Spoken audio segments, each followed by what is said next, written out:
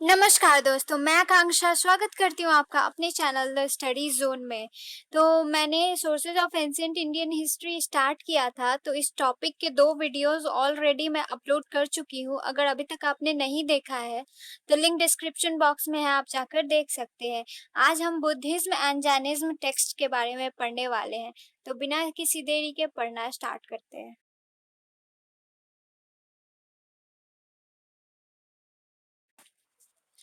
Buddhism and Jainism text, बौद्ध एवं जैन धर्म ग्रंथ। In addition to Brahmin religious text, Buddhism and Jain scriptures also throw considerable light on the history and culture of the time. ब्राह्मण धर्म ग्रंथों के अलावा बौद्ध और जैन धर्म ग्रंथ भी तत्कालीन इतिहास, सभ्यता और संस्कृति की अच्छी जानकारी देते हैं। Due to the rise of these religions in the 6th century BC and the subsequent propaganda in the period thereafter, Buddhist and Jain scriptures were written on a large scale. छठी शताब्दी ईसा पूर्व यानी कि 6th century BC में इन धर्म ग्रंथों के उदय तथा उसके बाद के समय में इनके प्रचार के चलते बौद्ध और जैन धर्म ग्रंथों की रचना बड़े पैमाने पर हुई। Although this book is not primarily religious like the Brahmin religious text, ये ग्रंथ भी ब्राह्मण धर्म ग्रंथों की तरह ही मुख्यतः धर्म प्रधान नहीं है। Their main purpose is the compilation of the biography of Buddha and Mahavir, their activities, their teachings, but in this text, important political, social and economic system is also discussed. इन ग्रंथों का मुख्य उद्देश्य बुद्ध और महावीर की जीवनी यानी कि बायोग्राफी, उनके कार्यकलापों यानी कि उनके द्वारा किए गए काम, उनके उपदेशों का संकलन है। इन्हीं ग्रंथों में महत्वपूर्ण राजनीतिक, सामाजिक और आर्थिक व्यवस्था की भी चर्चा देखने को मिलती है।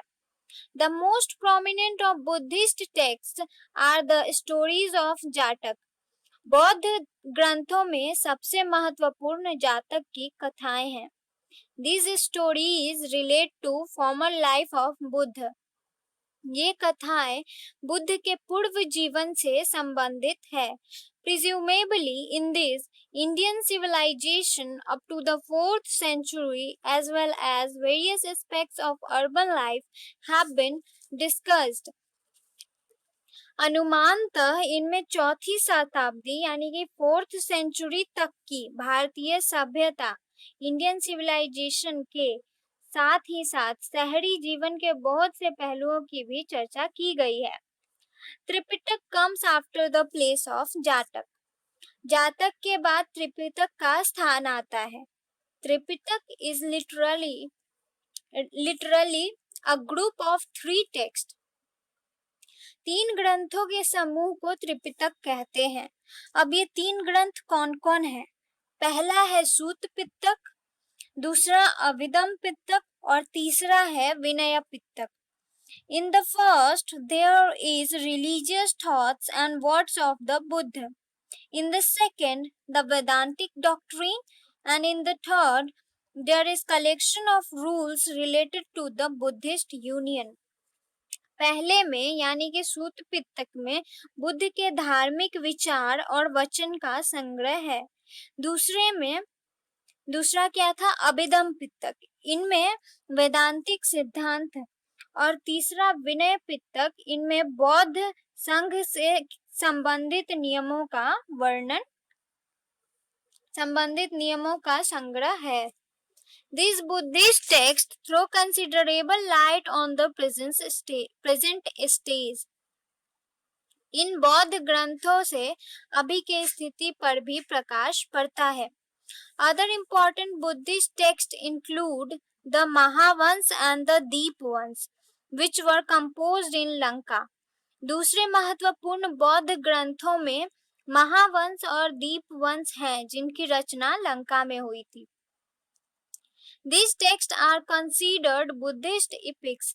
ये ग्रंथ बौद्धों के महाकाव्य माने जाते हैं।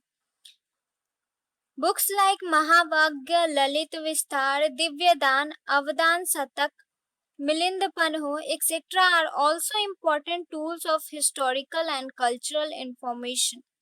Mahavagya, ललित विस्तार, दिव्यदान, अवदान शतक, मिलिंद पन्हो आदि ग्रंथ भी ऐतिहासिक एवं सांस्कृतिक जानकारी के महत्वपूर्ण साधन हैं. The history of ancient dynasties is also preserved in Buddhist scripture called Manjusri Moolkalpa. Manjushri Mulakalpa नामक बौद्ध ग्रंथ में तो पुराने राजवंशों का इतिहास भी सुरक्षित है. Like the Buddhist text, the Jain texts are also very useful for us.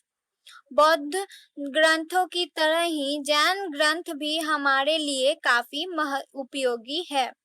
In this text, परिशिष्ट पर्व, आचरंग सूत्र, कल्प सूत्र, भगवती सूत्र, उबास गदसाओं, 12 अंग etc. are very important.